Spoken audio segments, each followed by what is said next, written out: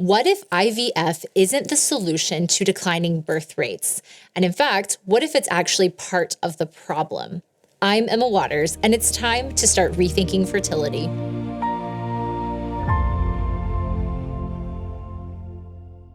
I can't stop thinking about this viral headline that Evie Magazine had.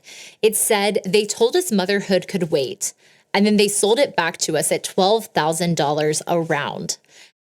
And what this headline is getting at is the idea that for years, women were handed the pill.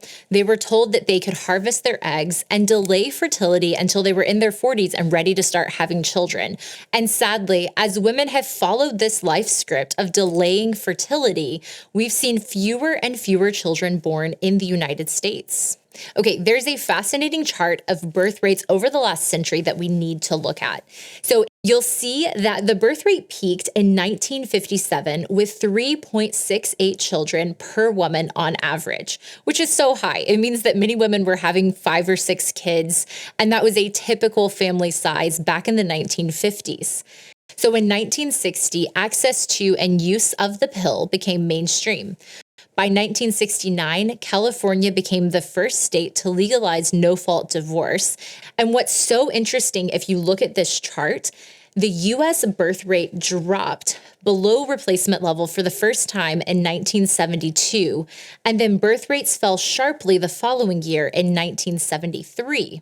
The year that Roe v. Wade fabricated a right to abortion in the U.S. Constitution. Makes a lot of sense, right? And what's so interesting is in 1973, that's also the first year that the birth control pill was mass used by women in the United States, with over 10 million women using the birth control pill. The second major downturn came in 2007 with the Great Recession. Now, with any economic pressure that happens, of course, demographers expect the birth rate to decline a little bit. But the big difference here is that birth rates never recovered. And then fast forward all the way to 2015, the Obergefell decision by the Supreme Court redefined marriage as a covenant, or from a covenant between a man and a woman to any two people, meaning that mother and father are now just parent number one and parent number two. Taken together, these technological and legal changes have played a key role in severing the package deal between marriage, sex, and children.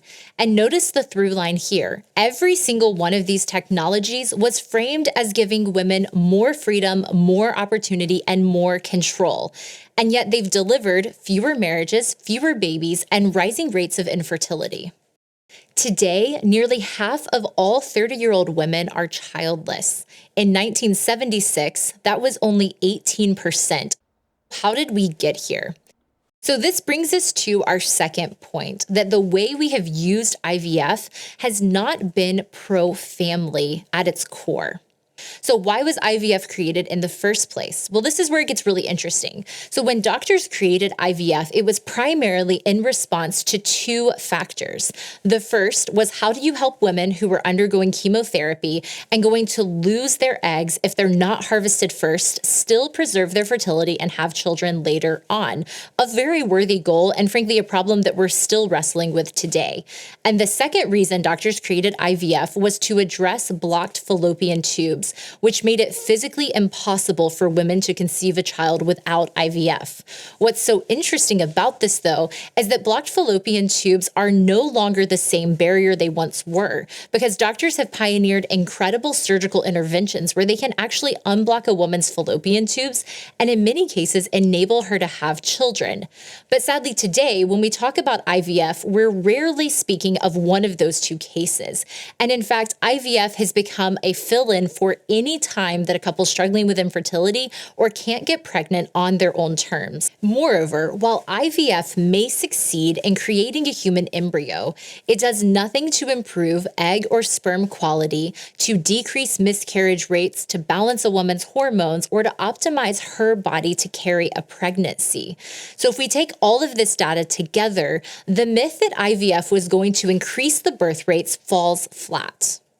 Take countries such as Spain, Hungary, and China, where IVF is state subsidized, and note that their birth rates have only continued to fall.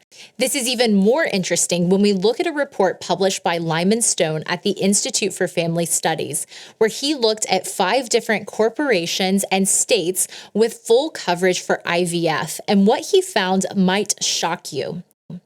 In places where IVF is fully covered, it hasn't meaningfully increased the birth rates, but it did change when and how people were likely to have children. So younger women were actually more likely to delay having babies, and older women in their 30s and 40s were slightly more likely to have a baby, and yet the overall birth rate didn't change. And in one particular instance, they actually saw that men and women were more likely to delay marriage when they had this IVF benefit available to them. So if the problem isn't access to IVF, then what is it? Before we go any further, please take a moment to leave us a 5-star review, hit like, and share this episode with your friends. The more people who have access to it, the more people learn about these important topics, and we would really appreciate it. So stick with me. This is where it gets crazy. So Marshall McLuhan, this Canadian philosopher in the 1960s and 70s, wrote a book called The Medium is the Message. And in that book, he made the point that we can't simply think about technology for what it technically does. So IVF technically takes egg and sperm and creates human embryos in a petri dish. But he said we actually need to think about the way technology shapes our worldview, our values, and the way that we think about ourselves. In the last 70 years, the invention of birth control, abortion, chemical and surgical, IUDs, Plan B, IVF, and even third-party approaches like egg and sperm donation and surrogacy have radically accelerated this decoupling of marriage, sex, and children in ways that were never expected.